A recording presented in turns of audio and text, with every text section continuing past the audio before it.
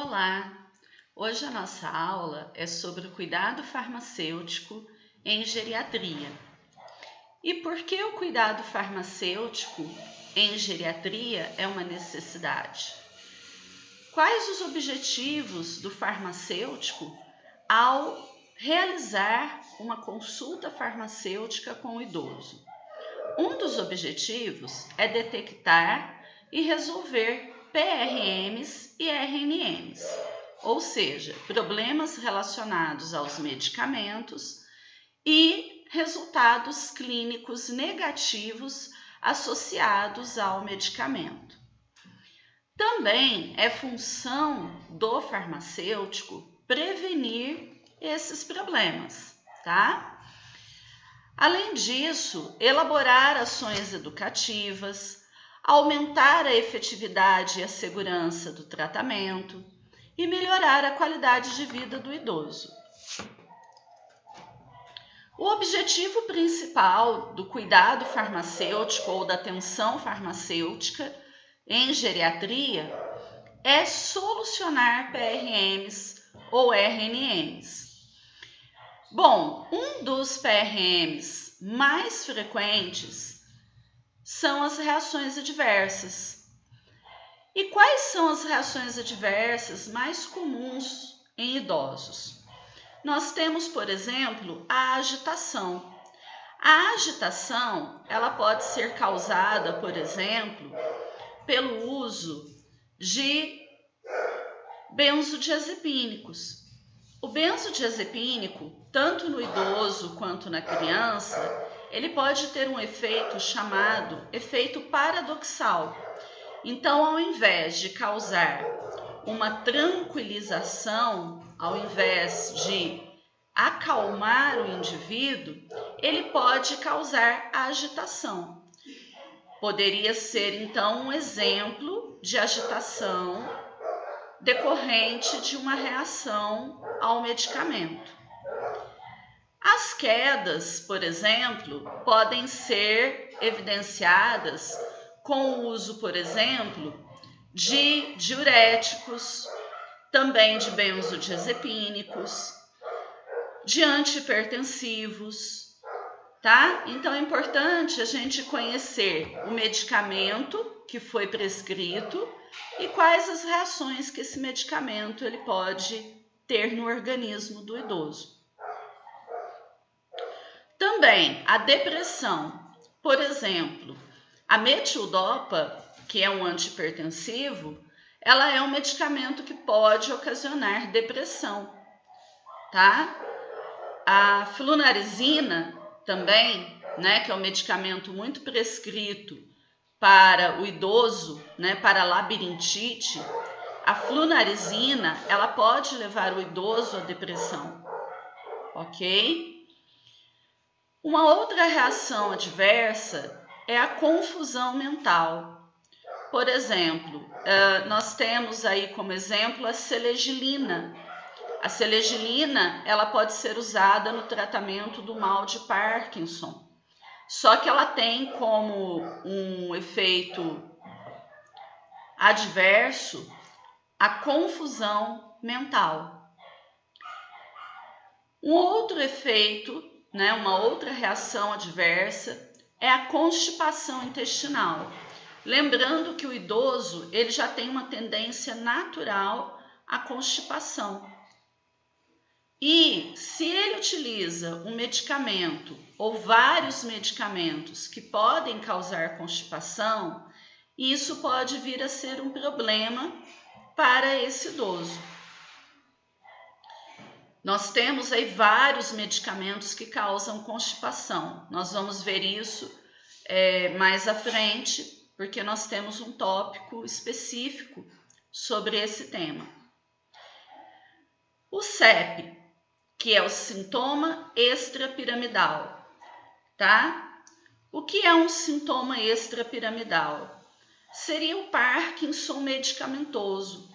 Nós podemos citar aqui, por exemplo, a metoclopramida, que é o Plasil. Ela pode ocasionar CEP no idoso. Nós podemos citar aqui a flunarizina novamente, né? A flunarizina ela pode ocasionar CEP. Então, tem uma série de medicamentos que podem ocasionar CEP no idoso.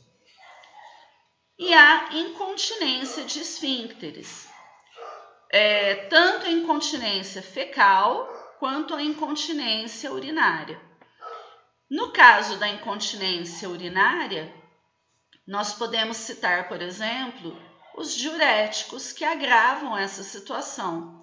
Muitas vezes um idoso, ele deixa de tomar o diurético que foi prescrito, a hidroclorotiazida, por exemplo, porque aumenta, a frequência miccional, ele vai mais vezes ao banheiro, e como ele tem uma incontinência do esfíncter, pode ocorrer dele fazer xixi na roupa.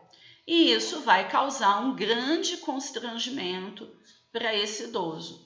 Então, ele acaba muitas vezes não aderindo ao tratamento por conta disso.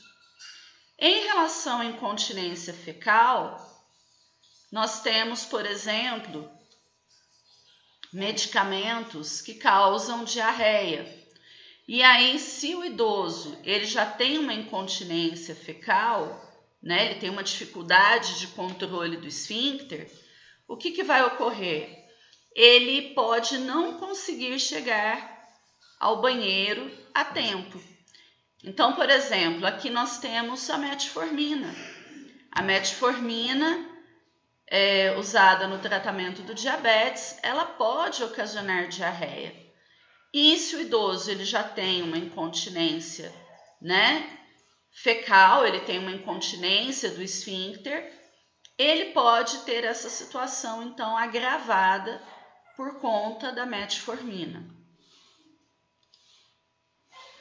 Quais são os fármacos mais usados pelos idosos? 33,3% correspondem aos medicamentos que atuam no sistema cardiovascular e 27,8% os psicofármacos. Portanto, nós temos que ter conhecimento dessa classe de medicamentos.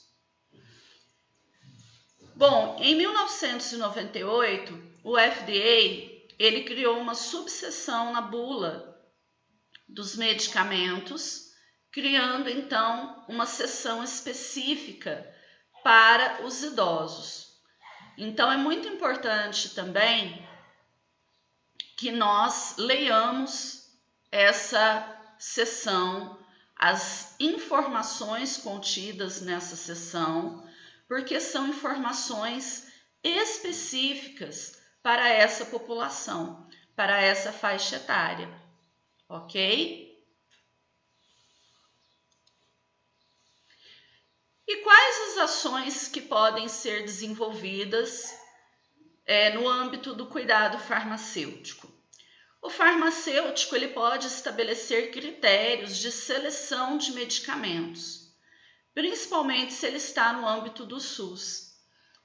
O que nós observamos é que muitas vezes no SUS não há medicamentos apropriados para os idosos. Por exemplo, para a labirintite, a flunarizina ela é um medicamento inapropriado para o idoso. No entanto, muitas vezes você não tem uma opção de substituição no âmbito do SUS. Então, o médico ele é obrigado a prescrever a flunarizina, que é a única opção que existe na lista de medicamentos do município. Então, o farmacêutico ele pode e deve atuar nessa área, selecionando medicamentos mais apropriados para os idosos. Auxiliar no ajuste da posologia. Ele pode fazer isso em conjunto com o médico. Promover o cumprimento da terapia, a adesão. Muito da não adesão se deve ao desconhecimento por parte do paciente em relação ao medicamento que ele está utilizando. Então, o farmacêutico ele pode contribuir muito nesse sentido. Detectar as reações adversas e interações medicamentosas clinicamente importantes, relevantes, e orientar sobre nutrição e higiene. E o que é necessário para desenvolver, para realizar uma correta atenção farmacêutica geriátrica? Nós temos que ter conhecimento das características diferenciais dos idosos derivados do processo de envelhecimento, conhecer as principais doenças e os aspectos importantes dessas doenças que afetam os idosos, conhecer os medicamentos mais frequentes e as modificações na resposta farmacológica e também ter conhecimento das principais síndromes geriátricas. Bom, em relação às características diferenciais dos idosos derivadas do processo de envelhecimento, nós podemos dizer inicialmente que o envelhecimento ele é diferencial. Por quê? Nem todos envelhecem da mesma forma. Muitas vezes você tem um indivíduo idoso com 65 anos que está acamado, que depende de cuidados, certo? Ele não consegue desenvolver as suas atividades básicas, as atividades básicas do dia a dia.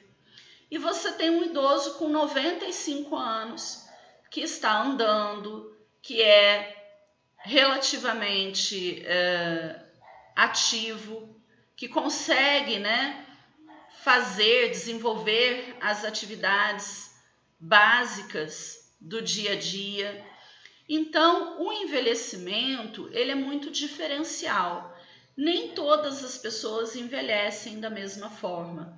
Então, isso é muito importante. Nós precisamos ter isso em mente. Também, a distribuição dos fármacos no idoso está alterada.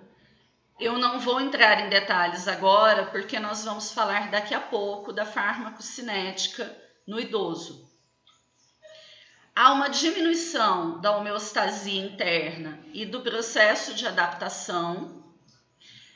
Há também uma excreção alterada, um aumento de sensibilidade aos psicofármacos, um aumento do tamanho da próstata. Então, há no homem uma tendência de uma hiperplasia prostática benigna, diminuição da sensibilidade do centro da sede e dos osmorreceptores, levando muitas vezes o idoso à desidratação. O idoso, ele ingere pouca água. Por quê? Porque há essa diminuição de sensibilidade do centro da sede. Então, ele acaba ingerindo pouca água e muitas vezes ele acaba tendo uma desidratação por conta disso. Também, ele tem uma atenuação da resposta imune, ou seja, ele tem um sistema imunológico atenuado, ou seja, que não exerce a sua função como no indivíduo adulto jovem. Isso é muito importante, tá? Nós termos conhecimento disso. Então, por exemplo, nem sempre quando o idoso tem, por exemplo, uma pneumonia, nem sempre ele vai ter febre, tá? O normal seria apresentar febre, mas nem sempre isso vai ocorrer por conta dessa atenuação da resposta imune. Redução da eficiência respiratória, mudanças morfológicas e funcionais do trato digestivo e também uma tendência natural à constipação, como eu falei para vocês. Degeneração e perda de neurônios e células no ouvido interno, isso afetando a audição. Então, é muito importante também perceber, né, durante a consulta farmacêutica, se esse idoso tem uma dificuldade auditiva. Se ele tem, você tem que falar com ele de uma forma clara, articulando bastante os lábios, né, articulando as palavras para que ele entenda o que você está falando. Não é volume, não adianta eu falar mais alto, eu gritar. É claro que o volume, né, ele influencia um pouco também. Se você falar muito baixo, ele não vai entender. Então, use, né, um tom de voz normal, num volume razoável, mas também articule bastante para falar com esse paciente, para que ele entenda o que você está falando. Há uma intolerância aos hidratos de carbono ou carboidratos. Essa intolerância, ela vai ocorrendo com o processo de envelhecimento. E esse indivíduo ele pode até mesmo, né, desenvolver o diabetes. É claro que a idade é um dos fatores que contribuem para o diabetes.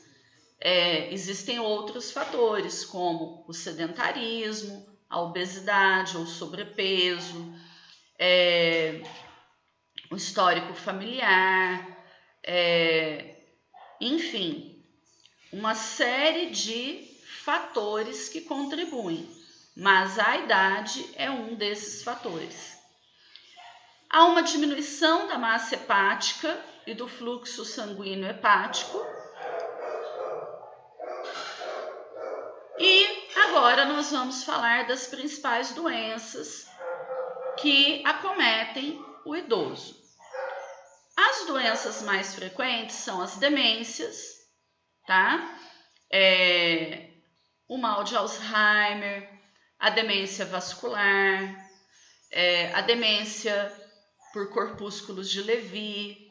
Então, existem várias demências que podem acometer o idoso.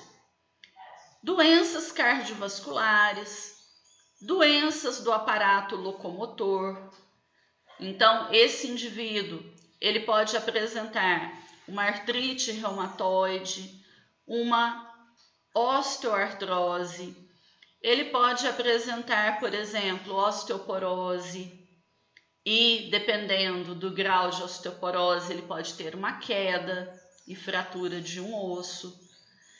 E doenças dos órgãos dos sentidos, como, por exemplo, a catarata, que vai afetar a visão, certo? Uma redução significativa da audição, tá? Então, doenças também dos órgãos dos sentidos. E lembrar que as doenças no idoso podem apresentar-se de forma atípica, tá? Então, tem que ficar muito atento a isso.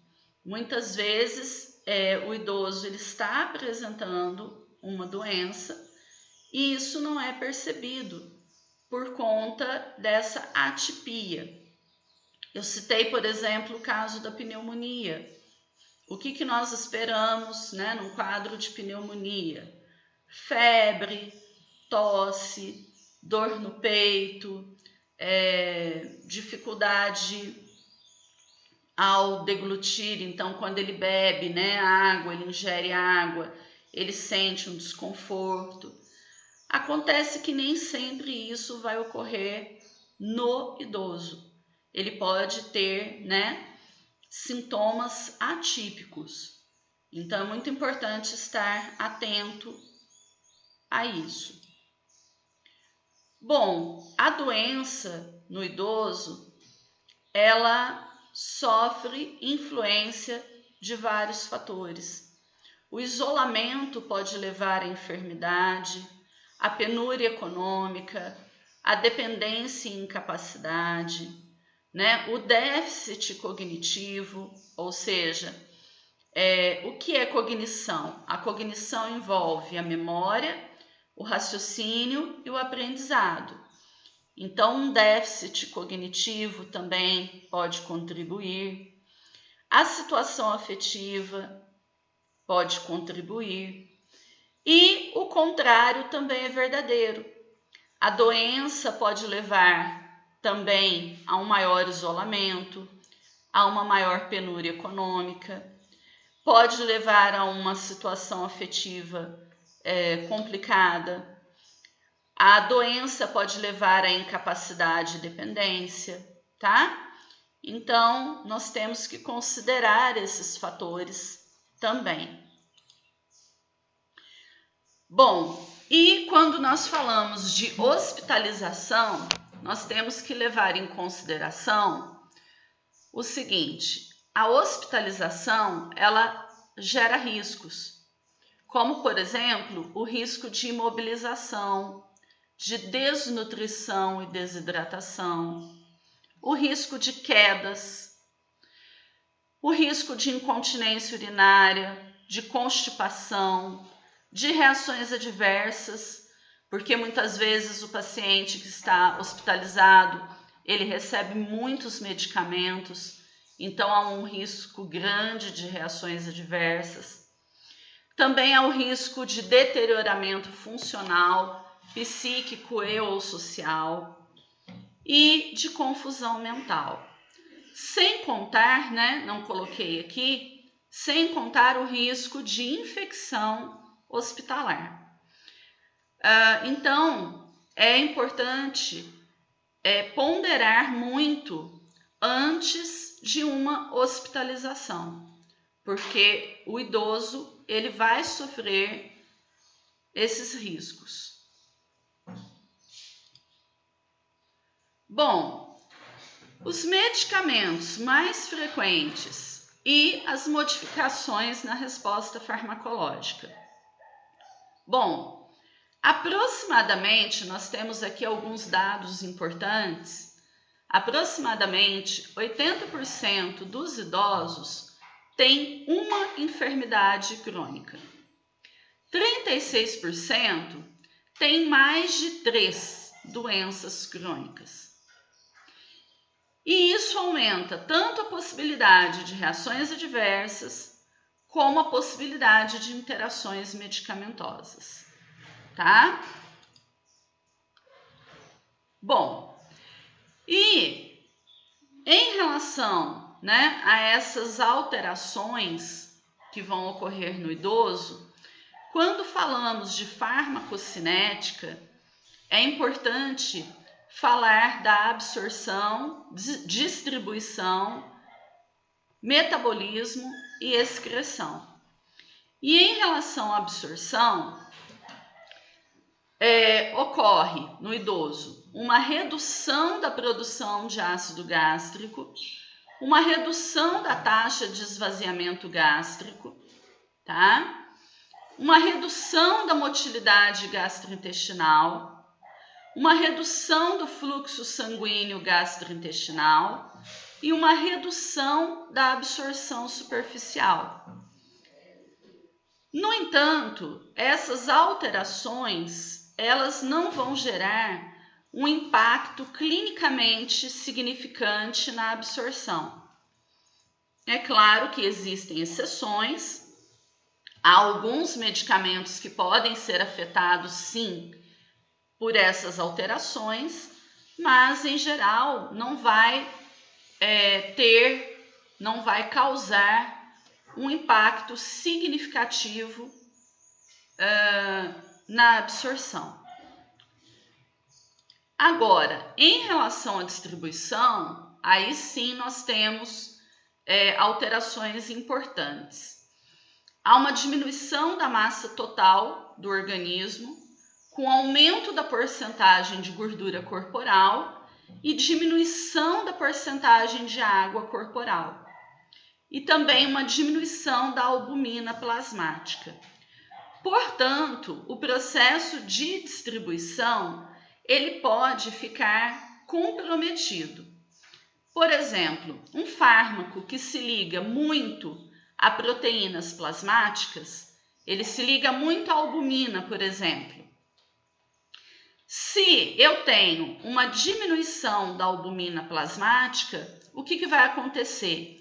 Eu vou ter uma fração maior de fármaco livre. E é o fármaco livre que exerce o efeito terapêutico. Portanto, o que vai ocorrer? Pode ocorrer uma exacerbação desse efeito, causando até mesmo toxicidade para o idoso. Então, o processo de distribuição no idoso, ele tem que ser levado em consideração. Nós temos também a biotransformação. A biotransformação, ela também é bastante influenciada, alterada, porque há uma redução da massa do fígado, uma redução do fluxo sanguíneo hepático, então chega menos fármaco no fígado, e redução da capacidade metabólica, né? Então, há uma menor biotransformação. E nós sabemos que a grande maioria dos fármacos precisam ser biotransformados para serem excretados do organismo. Portanto, se eu tenho um processo de biotransformação reduzido, comprometido, isso pode gerar também toxicidade no organismo do idoso. Então, é importante avaliar essa questão também, o processo da biotransformação. Em relação à excreção, há uma diminuição da filtração glomerular e também uma diminuição da função tubular. Então, tanto fármacos que são excretados, eliminados por filtração ou por um processo de secreção tubular, eles vão ser influenciados sim, porque há uma redução desses dois processos, tá? Então é muito importante que a dose do medicamento para o idoso não seja a mesma dose utilizada num adulto jovem. Recomenda-se que a dose inicial do tratamento seja a metade da dose de um adulto jovem, tá? Então, de metade a 2/3 da dose, ok? Então, iniciar com uma dose menor e, dependendo da resposta do indivíduo, pode-se aumentar a dose. Mas isso é um cuidado para evitar a toxicidade, para evitar danos ao paciente idoso. Bom, uma outra característica dos fármacos é que eles podem alterar os mecanismos homeostáticos do idoso, alguns fármacos. Então, por exemplo, hipnóticos e tranquilizantes afetam o controle postural e podem levar o indivíduo à queda. Por exemplo, aqui nós temos o zolpidem e os benzodiazepínicos, tá? Tanto o zolpidem quanto o benzodiazepínicos não são medicamentos apropriados para o idoso, porque afetam o controle postural, podem levar o indivíduo à queda e à fratura de um osso. Também temos aí os bloqueadores alfa-adrenérgicos, tá? Por exemplo, temos aqui a doxazosina, que é muito utilizada para a hiperplasia prostática benigna. Fármacos que diminuem o tônus simpático, Fármacos antiparkinsonianos, aqui, por exemplo, entra a levodopa, entra a selegilina. Fármacos que diminuem o volume plasmático, como, por exemplo, os diuréticos. Todos estes podem afetar a circulação ortostática e levar a uma hipotensão postural.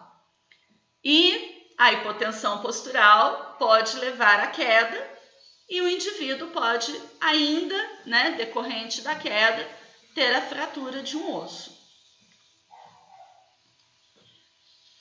Quando falamos de fenotiazínicos, como clorpromazina, levomepromazina, flufenazina, barbitúricos, como fenobarbital, benzodiazepínicos, antidepressivos tricíclicos, analgésicos narcóticos, como, por exemplo, codeína, morfina. Eles afetam a termorregulação, podendo levar a uma hipotermia no indivíduo. Os anticolinérgicos, temos aqui, por exemplo, existem vários medicamentos com ação anticolinérgica, mas nós temos aqui, por exemplo, biperideno, triexilfenidila. Os antidepressivos tricíclicos, eles têm propriedades anticolinérgicas. Os antihistamínicos têm propriedades também. Eles afetam a função do músculo visceral, podendo causar constipação, retenção urinária e glaucoma. Os hipnóticos, voltamos aqui ao zolpidem, por exemplo, zolpidem, zopiclona. Os anticolinérgicos, os estimulantes, os bloqueadores alfa-adrenérgicos e os anti-inflamatórios não esteroidais podem afetar a função cognitiva do idoso, causando delírios, falhas de memória, se eu tenho, por exemplo, um idoso que ele já tem mal de Alzheimer, ele já tem um comprometimento da memória, e eu uso um anticolinérgico nele, eu vou agravar a situação dele, ok?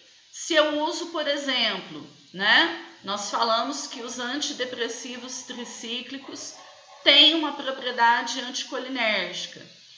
Se esse idoso está deprimido, ele tem mal de Alzheimer, está deprimido, e eu uso nele um antidepressivo tricíclico, eu vou agravar a situação do mal de Alzheimer. Por quê? Porque o tricíclico, com a sua propriedade anticolinérgica, afeta a memória. Nessa outra tabela, nós temos fármacos que causam prejuízo funcional, Por exemplo, os corticoides e o lítio podem causar artralgias e miopatias, certo? Então, dor nas articulações e dor muscular. Os neurolépticos, a metildopa, a metoclopramida causam sintomas extrapiramidais, Podem causar os sintomas extrapiramidais ou Parkinson medicamentoso. O ácido acetil salicílico e a furosemida podem causar vertigem, E beta-bloqueadores, diuréticos, corticoides, as sulfonilureias podem causar hiperglicemia ou hipoglicemia, aí dependendo do medicamento, dependendo da classe que estamos falando.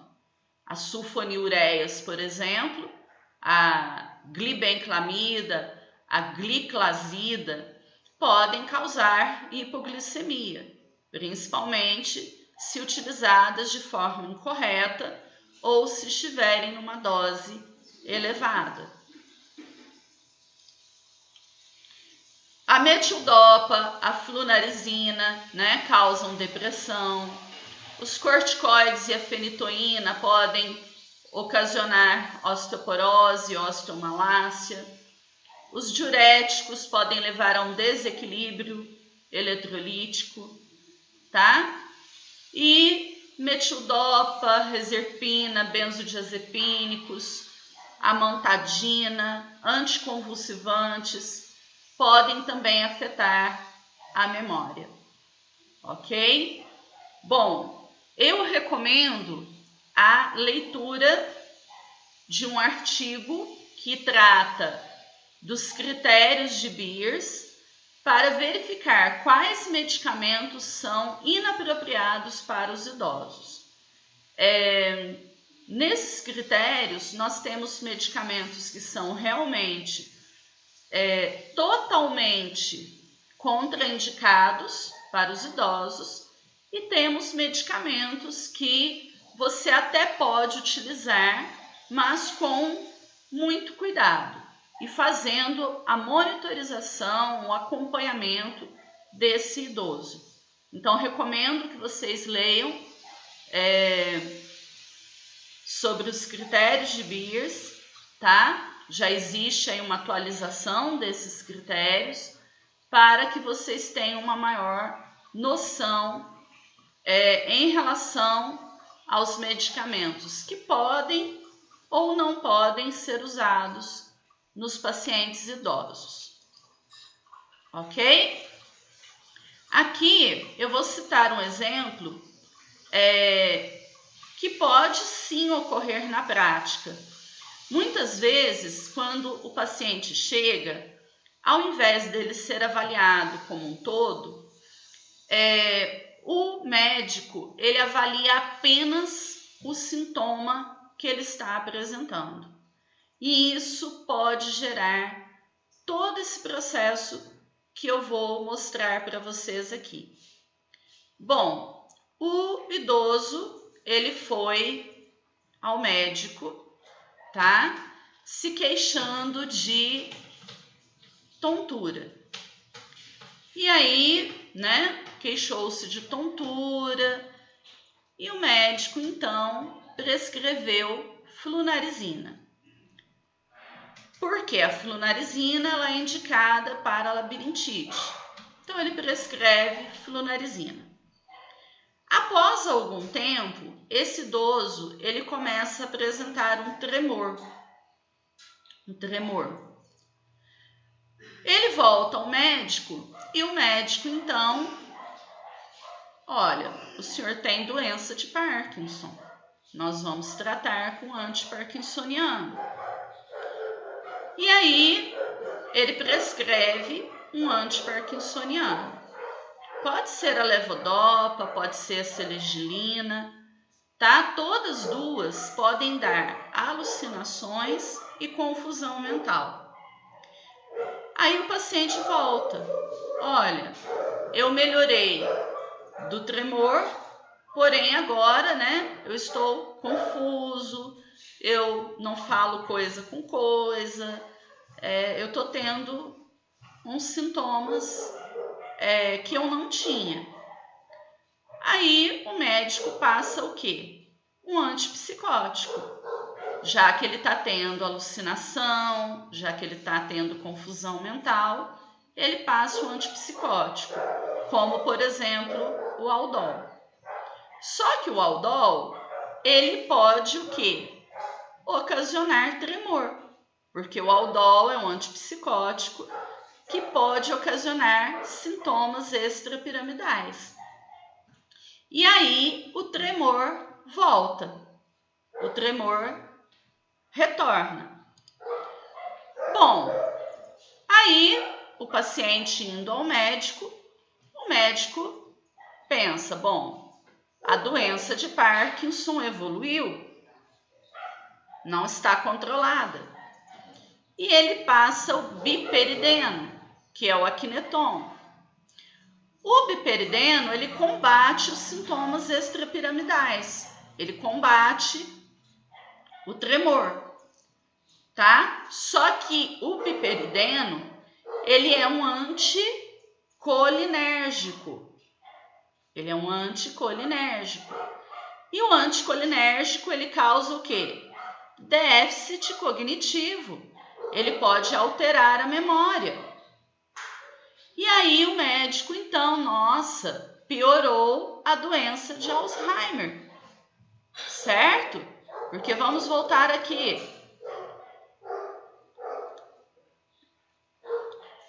Ou melhor, piorou ou não. Agora o paciente está com doença de Alzheimer. Ok? Então, o que ele faz? Ele passa a donepezila ou a rivastigmina, né, ou galantamina. São fármacos para o mal de Alzheimer, para a doença de Alzheimer. E aí, esses medicamentos, eles costumam causar uma perda urinária, uma incontinência urinária. Aí o paciente volta reclamando de incontinência. Aí o que o médico faz? Ele trata a incontinência. Então ele passa a oxibutinina, tá? A oxibutinina é o Retemic, é o nome comercial. A oxibutinina, ela vai então tratar a incontinência urinária. Porém, a oxibutinina, ela tem uma propriedade anticolinérgica. E se ela tem uma propriedade anticolinérgica, o que acontece? Piora a memória. E aí o que o médico imagina? Que houve uma piora do quadro de demência, tá? Mas, na realidade, vamos voltar aqui. Na realidade, o que esse paciente tem? Ele tem uma simples reação adversa à flunarizina. Era só retirar a flunarizina, né? Porque a flunarizina causa tremor, causa CEP. Então, o paciente está com CEP, com sintoma extrapiramidal, é só retirar o medicamento. Então, qual que seria a conduta correta? Retirar a flunarizina. Mas como muitas vezes a avaliação ela não é feita num contexto mais amplo, num contexto geral, o que ocorreu com esse paciente? O médico ou os médicos que o atenderam foram tratando apenas os sintomas. Apenas os sintomas. E sempre adicionando um medicamento a mais, tá? Então, é muito importante avaliar o indivíduo como um todo para evitar que isso aqui aconteça, ok? Bom, e o que é o idoso frágil, tá? É um conceito importante para nós. O idoso frágil é aquele que tem presença de uma doença crônica com alto poder incapacitante, ou ele tem um certo grau de incapacidade que dificulta o autocuidado, né? Dificulta ele se alimentar sozinho, tomar banho sozinho, cuidar da casa, maiores de 80 anos, idosos que apresentam um déficit ou um deterioramento cognitivo, idosos que estão submetidos à polifarmácia, tá? Aqui nós entendemos polifarmácia como o uso de 5 ou mais medicamentos, tá? Existem várias definições para polifarmácia, mas nós vamos considerar essa definição, que é o uso de 5 ou mais medicamentos. Idosos com uma situação socioeconômica precária, idosos que se tornaram viúvos recentemente, uma mudança de domicílio recente, idosos que foram hospitalizados recentemente, ou que apresentam quedas frequentes.